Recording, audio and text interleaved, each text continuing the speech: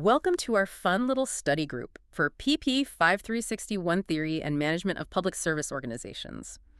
These are the readings from the required text, the diversity bonus, how great teams pay off in the knowledge economy, Chapter 1. It is genuinely good to be back in the classroom, so to speak, and honestly, for a required text in a public policy course, which, let's be real, can sometimes be a little dry, this one, it packs a surprising punch. It really does. It really challenges a lot of the fundamental assumptions we make when we're trying to build a team, run an agency, or, frankly, just solve a hard problem in our daily lives. Oh, absolutely. I think we all have this instinctive, almost primal idea of how to hire or how to build a dream team. Right. You know the drill. Yes. You stack the deck with the smartest, most credentialed people you can find. You look for the highest GPAs, the fanciest degrees. And this chapter basically takes that instinct, puts it on a table, dissects it under a microscope, and tells us we might be doing it all wrong. All wrong, yeah. But before we get into the heavy theory, and we will get into the math today because the math is actually the coolest part, let's set the scene. Because the author, Sut Page, starts with a story that is just, it's classic American folklore, but he uses it to set a very specific logical trap for the reader. You're talking about the Lincoln story. It's such a vivid image to start a book on, economic theory with. I am talking about Abraham Lincoln. It's April 8, 1865. A heavy date in history. The war is ending, but the cost has been astronomical. Extremely heavy. The Civil War is effectively winding down. The bloodshed has been unimaginable. And Lincoln visits a field hospital near Petersburg, Virginia. Now, I want you to really imagine the scene here. It's grim. I can only imagine. You have thousands of wounded soldiers, the smell of antiseptic and misery in the air. Morale is essentially in the basement. It's a place of suffering. And Lincoln, being the politician and the deeply empathetic leader that he is, he wants to boost spirits. He wants to connect with these men who have given everything. So what does he do? He doesn't just give a speech from a podium. He doesn't just shake hands. No, that wouldn't have worked in that room. He needed something visceral, something real. Right. Instead, he walks over, grabs an axe, and starts chopping wood. Showing off the old skills. The rail splitter returns. Exactly. He's showing everyone that the rail splitter, which was his nickname from his youth on the frontier, can still make the chips fly.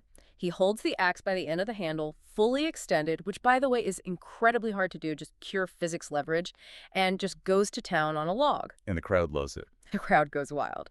It's a moment of physical prowess, a moment of our leader is strong. But here is the logical trap that the author sets for us. If you were hiring a team to split rails or chop wood, who would you hire? Well, if I'm looking at the physics of the task, I am hiring people who look like Lincoln. I want tall, strong individuals with long leverage in their arms. I'd probably line up all the applicants, give them an axe, test their wood chopping speed over an hour, and I would simply pick the top 5 scorers. Right. And that feels like absolute, unshakable common sense. The best team is made up of the best individuals. If I want to chop the most wood, I hire the 5 strongest wood choppers. Case closed. Why wouldn't you? Why would I hire the 10th best wood chopper if I can afford the first best? Why would I hire someone short and weak if the job is being tall and strong? And that logic is perfectly sound, provided you are chopping wood. Okay, so let's unpack this immediately. Why does the logic hold for wood but fail for other things? What is the distinction the author is making right out of the gate? The distinction is about the nature of the task. Chopping wood is what we call a separable task. My chopping doesn't really affect your chopping. We aren't strategizing together. We're not building a wood chopping strategy. Exactly. If I chop 10 logs and you chop 10 logs, together we have 20 logs. It's additive. The total output is just the sum of our individual outputs. Simple math. But the moment you move away from physical, separable tasks and into complex, high-dimensional problem solving, like running a country during a civil war or managing a public service organization, or navigating the modern knowledge economy, that logic of hiring the best individuals actually falls apart. That is a bold claim. You're saying that hiring the people with the highest IQs or the best test scores might actually make the team dumber or at least less effective. That feels completely counterintuitive. In a specific context, yes. That is the core thesis of this book. On complex tasks, hiring the best, based on a single score, reduces the team's potential because the best usually all think alike. They have the same tools. They all went to the same schools, read the same books. Right, and Lincoln understood this intuitively when he built his famous team of rivals. Right. His cabinet wasn't just his buddies or his campaign managers. These were not his friends. No, it was his political enemies. It was people who disagreed with him in fundamental ways. He didn't want an echo chamber. He famously said, "The occasion is piled high with difficulty. We must think anew." We must think anew. I love that quote. It implies that the old thoughts, the standard way of doing things, aren't enough. It's not going to cut it. It implies that the best individual thinker might not have the answer. It's the key. And the goal of this deep dive isn't just to make you feel good about diversity. We aren't talking about the moral or legal case for diversity here, though those are incredibly important and we should acknowledge them. But today, we're looking at the logic, The cold, hard numbers. the mathematical and theoretical proof of why diversity creates a bonus, a better outcome, specifically focusing on cognitive diversity. So we're moving from the feeling of diversity is nice to have or diversity is the right thing to do to the math of diversity is necessary for survival. Precisely. We're going to look at why a team of high IQ clones will almost always lose to a messy, diverse team of people with different backgrounds. And we're going to use math to prove it. All right, let's dive into section 1. The author introduces this concept called the toolbox model. But first, we really need to clarify our terms because diversity is a word that gets thrown around a lot in corporate seminars and HR meetings, and it can mean very different things depending on who is saying it. Right, it can get very loaded. The author makes a rigorous distinction between identity diversity and cognitive diversity. Okay. Identity diversity is what we usually think of when we hear the word differences in race, gender, age, physical capabilities, sexual orientation, culture, religion. This is the demographic data. And cognitive diversity. Cognitive diversity refers to differences in your mental toolkit, differences in information, knowledge, representations, mental models, and heuristics. Heuristics, that's a $5 word. Let's break that down for the listener who hasn't taken a psychology course recently. What is a heuristic? Sure. A heuristic is just a fancy word for a mental shortcut or a rule of thumb strategy for solving a problem. It's how your brain navigates complexity without melting down. Like an instant. Kind of. For example, if you're looking for your keys, a heuristic might be look in the last place I saw them. Or if you're playing chess, a heuristic might be control the center of the board. It's not a guaranteed solution, but it's a strategy you use to navigate a complex situation. Got it. So cognitive diversity is about having different ways of thinking, different data sets in your head, and different strategies for tackling problems. It's about how you process the world. Exactly. To use the author's analogy, a carpenter has a chainsaw and a nail gun. Those are tools. A mathematician has the chain rule and integration. Those are also tools. Cognitive diversity is just having a different set of those mental tools. Okay. Now, the author admits, and we'll get to this later, that identity and cognitive diversity are often linked. Your background, your race, your gender, these things influence your toolkit. Of course they do. But for the sake of the model right now, we're looking at the tools themselves. So paint me a picture of this toolbox model. How do we visualize it? Okay. Imagine we can measure ability just by counting how many tools a person has. Let's simplify the world. Let's look at two people. We'll call them Anne and Barry. Anne and Barry. Got it. Let's say there are a total of, 20 possible mental tools in the world to solve a specific problem. Maybe it's designing a bridge. Anne is brilliant. She's the valedictorian. She knows tools A, B, C, D, and E. Okay, so 5 tools. So her ability score is 5. She is, by all metrics, the smartest person in the room. Go Anne. She's the one we'd hire in the wood chopping scenario. She's the link in a bridge building. Exactly.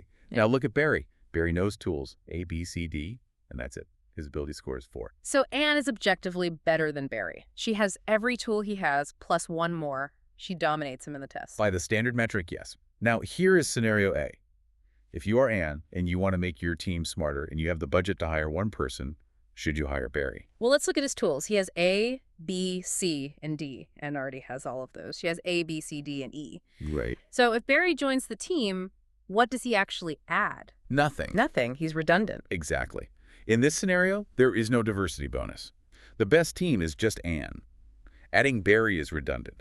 He doesn't bring a single new capability to the table. He's just a mini Anne. He can help make coffee, maybe. Right. But he isn't solving the problem any better than Anne can do alone. Okay, so in that case, the meritocratic argument hire the best score holds up, but I suspect you're about to flip the script. Let's look at scenario B. B. Anne is the same. She has tools A, B, C, D, E. Ability score, 5. She is still the smartest applicant. Still number one. Now let's look at a different version of Barry. This Barry isn't quite as well-rounded as the first one. This Barry has tools A, B, E, and F. Okay, let me count. That's 4 tools. A, B, E, F. So his ability score is still 4. He is still less smart than Anne on a test. Correct. On paper. If we rank them, Anne is number 1, Barry is number 2. Correct. But look what happens when they form a team. Anne brings A, B, C, D, E. Barry brings A, B, E, which Anne already has. Redundant so far. But he also brings F. And Anne doesn't have F. No, she doesn't. So the team combined now possesses A, B, C, D, E, and F. The team's collective ability is 6. That is the diversity bonus. That is it. By adding someone with a lower individual score, the team became smarter than if they had hired another Anne who just knew A, B, C, D, and E. Oh, wow. If you hired 2 Annes, your team score is still 5. If you hire Anne and Barry, your team scores 6. This is where it gets really interesting to me because it completely flips the meritocracy argument on its head. We usually think merit means hire the person with the highest score. Right. But this model proves that if the person with the highest score has the exact same toolkit as the people you already have, they actually have 0 marginal merit to the team. Their value to the team is 0. Precisely. Merit works differently in a team context. Merit isn't an individual attribute. It's a contextual contribution. It depends on what is already in the room. That's a huge shift in thinking. And it goes even deeper than just adding one tool. It's about the combinatorial power. Okay, explain that. Combinatorial power sounds like we're getting into heavy math. It's simple math, but powerful implications. Think about how we solve hard problems. We rarely just use one tool. We combine them. We use a hammer and a nail. We use algebra and geometry. We use legal precedent and economic theory. Right. In our model, Anne has 5 tools. Mathematically, the number of unique pairs of tools she can use, A plus B, A plus C, etc., is 10. Okay, I'll trust your math on that. 5 choose 2. It's 5 times 4 divided by 2, so she has 10 power moves, let's call them. Now, when we add that second version of Barry, the one with the F tool, the team now has 6 tools total. Right. A, B, C, D, E, F. The number of pairs you can make with 6 tools is 15. Whoa, so let me track that. We added 1 tool, just tool F, but the number of solution combinations jumped from 10 to 15? Right, it's a 50% increase in problem-solving capacity from a roughly 20% increase in tools. That's super additive. That's not just 1 plus 1, 2. Exactly. Because that new tool F isn't just sitting there alone. It can now be combined with A, with B, with C, with D, and with E. The bonus explodes because the unique tool interacts with the existing tools to create solutions that neither person could have come up with alone. I see. Barry couldn't solve the problem because he lacked C and D. Anne couldn't solve it because she lacked F. Together, they unlock the combination C plus F, which might be the cure for cancer or the solution to urban traffic. That is the aha moment. It's not just about coverage. It's about the interaction. It's about what happens when 2 different ideas collide in a room. But there's a catch, isn't there? This only works if the tools are actually different. Correct. It relies on the tools being idiosyncratic, unique to the individual. If everyone learns the same things in the same order, you don't get this bonus.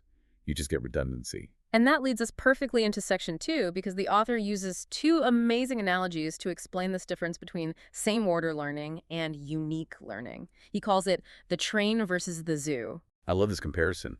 It clarifies so much about our education system and, frankly, our hiring practices. So let's start with the train. The author asks us to imagine a train ride from Chicago to Los Angeles. Right. Imagine a long track. And imagine that the conductor is giving a continuous lecture on the history of every station you pass. Okay. If you get on in Chicago and get off in Omaha, you know a certain amount. You know the Illinois history, the Iowa history. And if you stay on the train until Denver... You know everything the Omaha person knows, plus the Nebraska and Colorado stuff. You have nested knowledge. The Omaha person's knowledge is a subset of yours. And if you take the train all the way to L.A. You know everything everyone else knows. This represents linear knowledge. Think of elementary school math, or even standard medical training.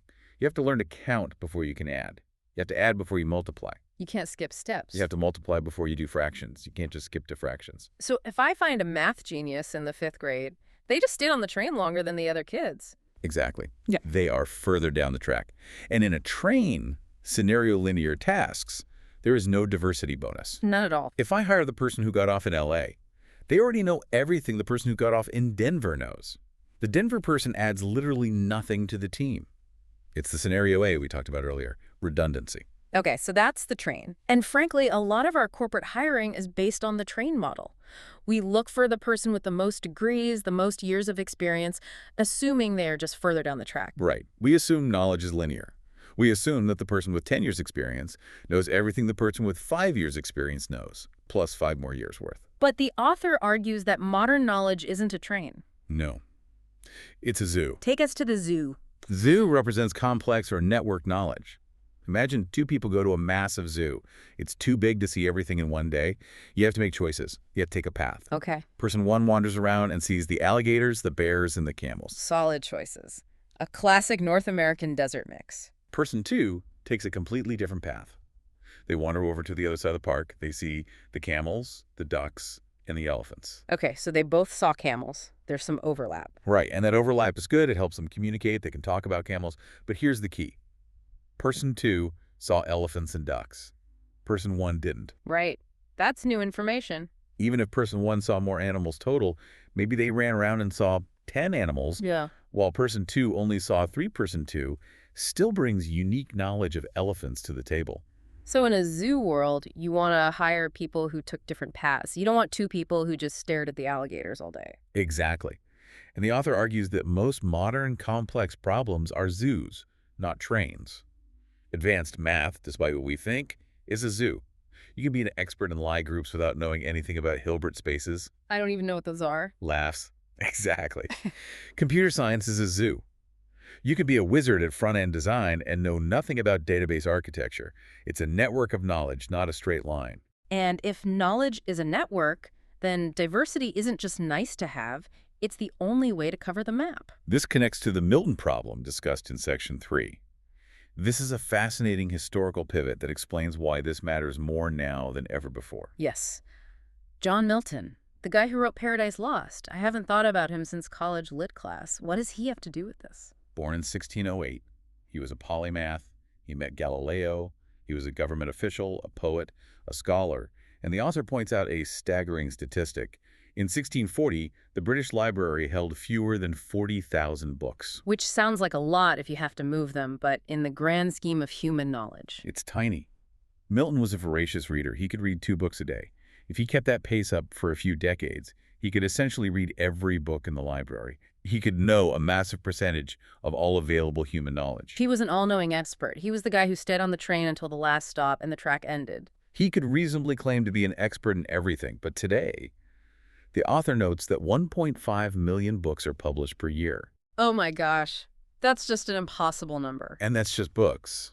That doesn't count the millions of academic papers, the petabytes of data generated by sensors, the code bases. So to be a modern Milton, what would that even take? To be a modern Milton, to read just 1 year's worth of publishing, you'd have to read something like 15 books a day for 50 years. It's mathematically impossible. So the age of the generalist expert is dead. It's extinct. We have moved from a world of manageable knowledge to a world of TMI too much information and TMK too much knowledge. We're all living in the zoo now. We all only have a thin slice of the total knowledge. We're all specialists. Even the smartest person you know, the Nobel Prize winner, is just standing in front of one exhibit at the zoo. Which means We must rely on teams. No one can be Euclid anymore. No one can know it all. The author uses the visual example of the obesity epidemic map. the second incomprehensible graph of the book. I stared at this thing for 5 minutes. It looks like a bowl of spaghetti that exploded. Laughs. It really does. It's a system map of all the factors that cause obesity. And if you look closely, you realize why we haven't solved obesity yet. It's not just calories in, calories out. It's not that simple. Not even close. It's biology, sure. But look at the other nodes. There's a cluster for economics. Can you afford healthy food? There's a cluster for transportation. Do you walk to work or drive? There's media. What commercials are you seeing? It's everything. There's psychology, genetics, infrastructure, agriculture policy. It's all connected. So if you put a team of 5 world-class nutritionists in a room to solve obesity, They will fail. Guaranteed. Because they only hold one slice of the problem, they're all standing in front of the camel exhibit at the zoo. They know everything about nutrition, but they don't know why zoning laws prevent people from walking to the grocery store. you need an economist, an urban planner, a psychologist, and a geneticist to see the whole picture. You need to cover the map. And a homogeneous team, no matter how smart, leaves. 80% of the map in the dark. This brings us to section 4, because we've been talking about tools in the abstract. But tools come from people, and people have identities. This is where the rubber meets the road. This is where it gets real. The author connects identity diversity, who you are, to cognitive diversity, what you know. Because your identity often dictates which part of the library you visit or which path you take through the zoo. Exactly. To understand obesity, you might need to understand cultural diets, or what it's like to live in a food desert in a rural area versus an urban center. If your team is entirely white, male, and upper middle class, there are massive sections of the library of human experience that they just haven't read. Not out of malice. No, not because they are bad people, but because they haven't lived it. And this leads to a really sobering point about the loss of capacity. The author tells a personal story here about a math class he took called Math for Gods. Honors Track 2. This was the elite of the elite. The author admits he struggled, he was barely hanging on, but he mentions 3 students who excelled. They were the gods, 2 men, 1 woman. And the 2 men. The 2 men went on to be a chief actuary and a law professor. Yeah. They stayed in the high cognitive power game. And the woman. She left the field. She became a life coach and facilitator. Now, I want to be clear. There's nothing wrong with being a life coach. It's valuable work. But the point is, she had the capacity for high-level mathematical work. She was one of the gods, but she dropped out. Why? The environment. It wasn't built for her. It was hostile, or at least unwelcoming. And the author links this to the demographics of PhDs. The numbers are stark. I mean, they're just shocking. In 2013-2014, out of 1,200 PhDs in math awarded in the U.S., only 12 were African-American men. Yeah. And only 6 were African-American women. 6. In the whole country. That's not a statistic, that's a tragedy. It is. Now consider the toolbox model. If we assume that high-capacity raw intelligence is distributed equally across populations, which every credible study says it is, then by making the environment unwelcoming to women or minorities, we aren't just being unfair. We're hurting ourselves. You're shrinking our deck of cards. We are playing with half a deck. We're throwing away aces. We are effectively saying, we don't want the smartest people if they don't look like us.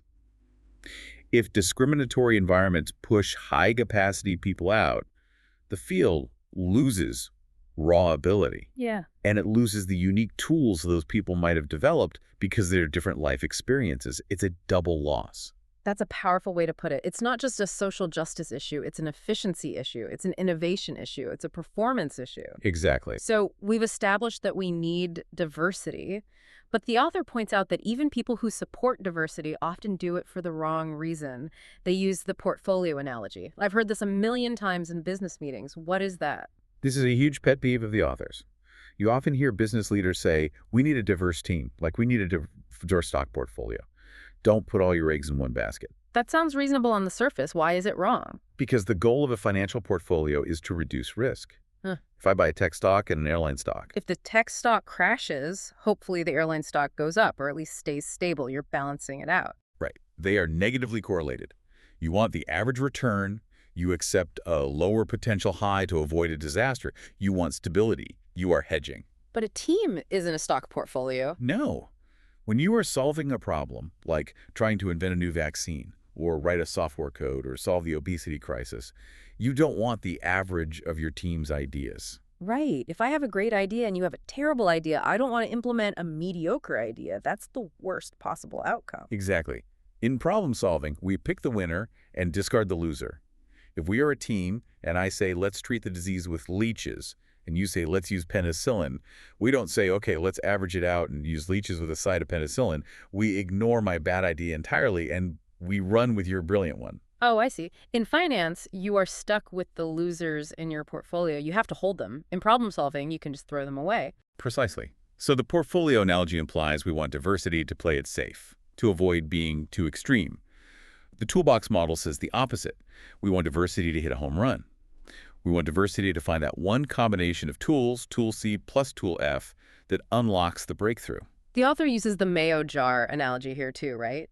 To drive this home. Yes. This clarifies the physical versus cognitive distinction again.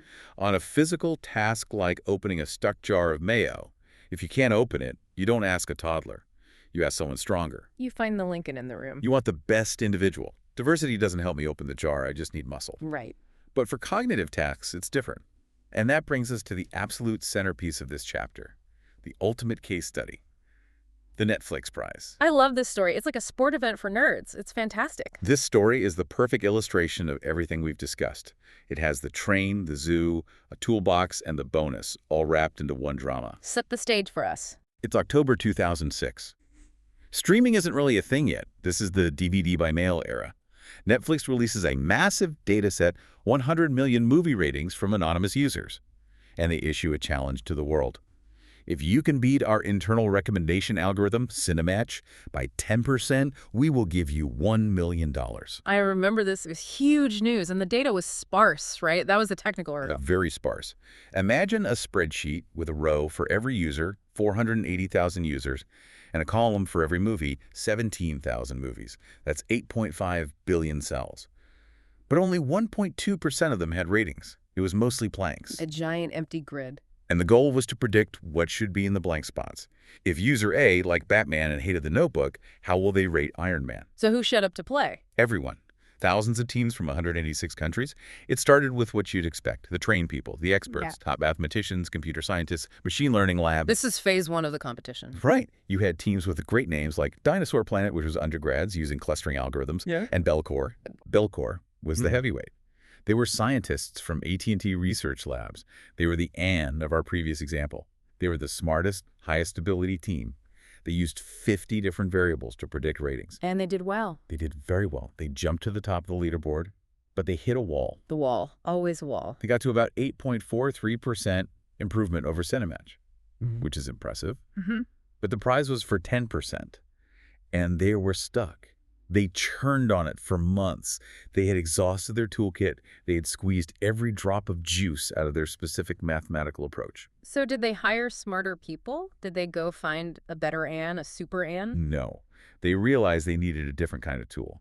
This is phase 3. They merged. They looked at the leaderboard and found a team called Big Chaos, a group of Austrian computer scientists. Belcore meets Big Chaos. I love these names. Now, Belcore had the best predictive models. They were great at SVD, singular value decomposition.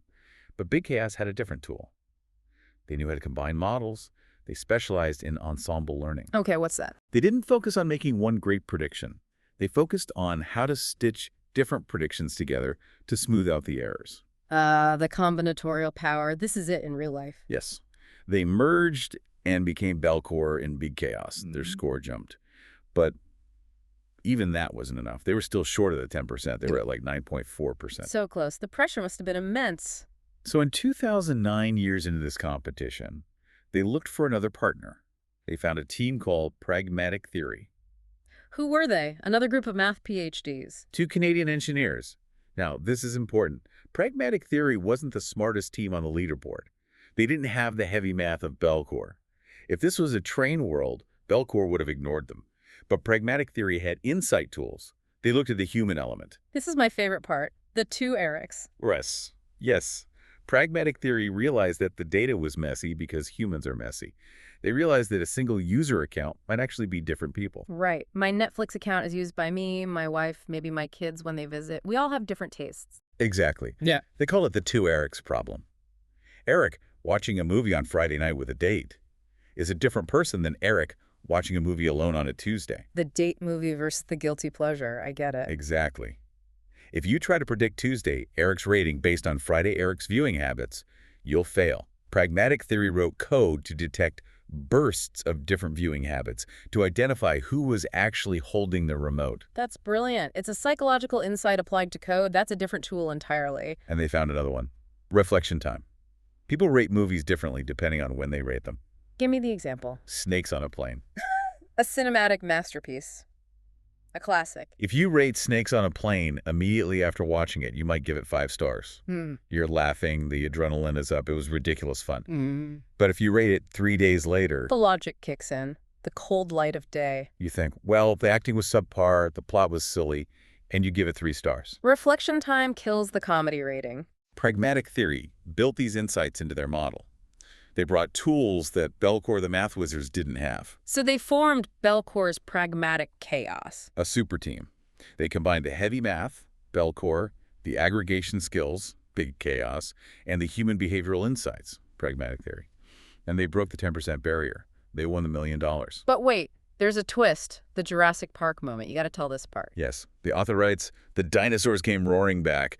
Just as Belcour was popping the champagne, a rival coalition called the Ensemble submitted a solution. Who is the Ensemble? It was a massive mashup of over 30 different teams who realized they couldn't win alone. They just threw everything they had into one pot. A massive diversity soup.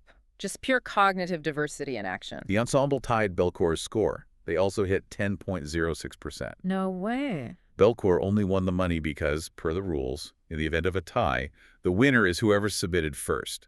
Belcour beat them by 22 minutes. 22 minutes after 3 years of work. That is wild. But here is the lesson. The Ensemble had lower individual ability scores than Belcour. They weren't the smartest individually. But because they had massive diversity, 48 different models being averaged together, they matched the performance of the Titans. It proves the math. It's not a theory anymore. It proves that averaging two diverse models always improves accuracy. Always. It's a mathematical theorem called the diversity prediction theorem. Squared error of the collective equals average squared error minus diversity. Okay, let's not get too deep into the formula, but the gist is. The gist is, the more diverse your predictions are, the more the errors cancel each other out. If I guess too high and you guess too low, our average is perfect. If we both guess too high, which is homogeneity, our average is still wrong. Van Bekliskirk, the reporter who covered the prize, had a great quote about this. Yes, he said the secret sauce wasn't a touchy-feely thing. It wasn't about being nice. It was that by combining algorithms, the teams got better and better. It was a measurable diversity bonus. Okay, so we've proved it works for Netflix. We've proved it works for math. But the author, being the careful scholar he is, warns us that this isn't magic. It's logic, which means there are conditions. Right. Section 7. When diversity works. And, just as importantly, when it doesn't. If you go into your office tomorrow and just diversify everything without thinking, you might actually hurt performance. We talked about this a bit with the wood chopping, but let's categorize it. Where do bonuses not exist? Additive tasks.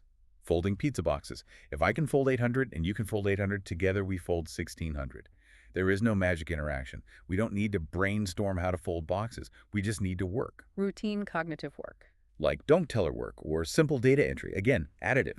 Speed and accuracy matter more than diversity. You want the person who makes the fewest mistakes. You don't want someone thinking outside the box when they're processing your deposit. Please no, just put the money in my account. And what about tasks that require intense coordination?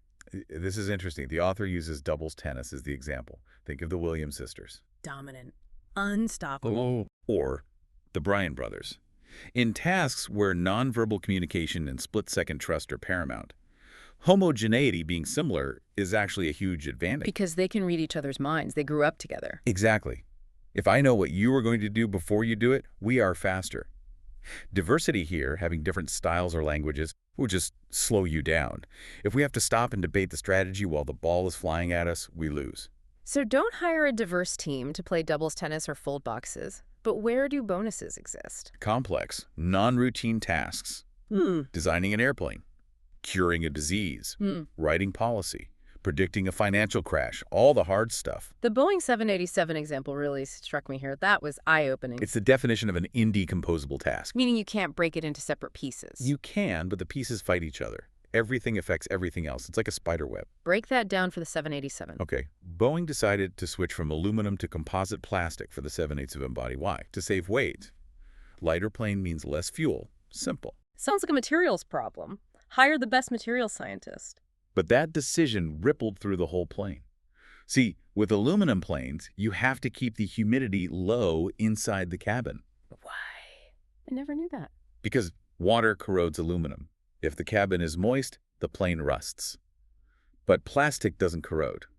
So the marketing team says, great, we can make the cabin more humid. Passengers won't get dry eyes and throats. It's a selling point. That sounds great. Win-win. Better materials, happier customers. Ideally, yes. But humidity comes from water. Water is heavy. If you have higher humidity, you have to carry more water weight on the plane. That adds weight back in, which affects the engine efficiency. Which defeats the purpose of the plastic in the first place. Oh, man. Right. And it affects the wing design. Can the wings lift the extra water? And it affects the cooling systems. You can't just have a wing guy and a humidity guy working in separate rooms. They can't just email each other once a month. They have to talk. They have to be in the same room arguing. They have to integrate. You need materials, scientists, Aerodynamicists, ergonomists, and engineers all bringing their diverse tools to solve the equation of the plane. A homogeneous team, say, just a bunch of aerodynamicists, would miss the humidity connection until it was too late. And the scale of these bonuses, Yeah. it's not small change we're talking about. No. This is the bonus part. Boeing's revenue is $100 billion.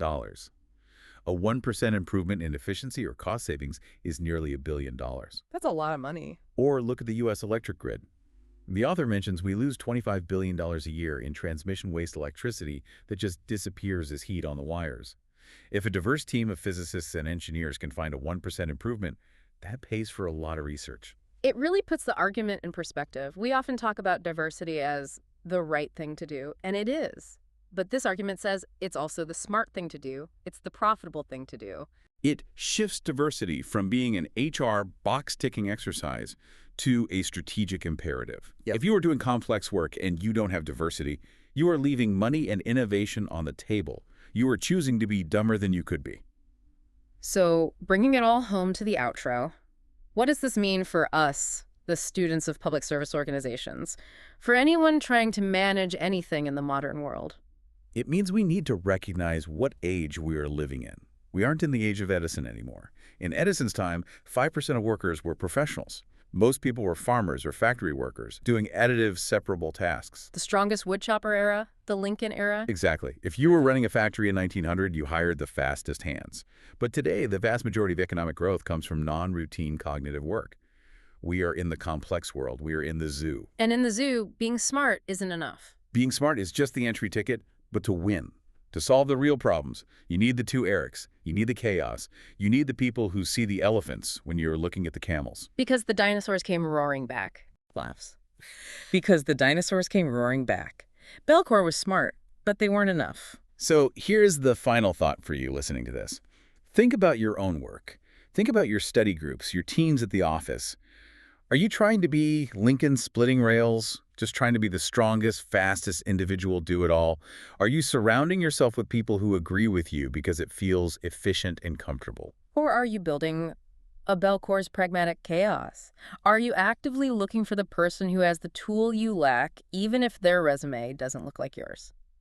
As Ralph Ellison wrote in Invisible Man, whence all this passion towards conformity anyway, diversity is the word. Diversity is the word. Thanks for joining our study group. Good luck with the reading and see you in the next deep dive.